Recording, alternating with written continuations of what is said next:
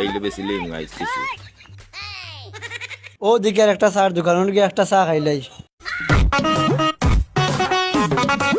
বুঝলাম না রে ভাই, যে ফেটে দেখে গুড়গুড়ি করে। দোকান দেখেও বুঝা যায় চাটা মজা হইব।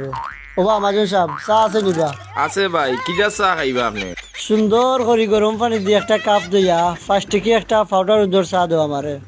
আচ্ছা 1 মিনিট বকা ভাই, আপনারা একটু বুঝাইয়া কই আমি, বুঝাইলে তো সবেও বুঝে। ও ভাই 5 টাকা দিয়ে কইরা পাউডার দুধর চা খাইতে, পাউডার দুধর চা এখন 22 দাম বাড়ি গেছে। এখন আপনারা আমি 5 টাকা দিয়ে চা কিলা দিই, এর বাদে পয়লা কাস্টমার আইছেন। আচ্ছা আমি আপনারা ব্যবস্থা করে দিলাম।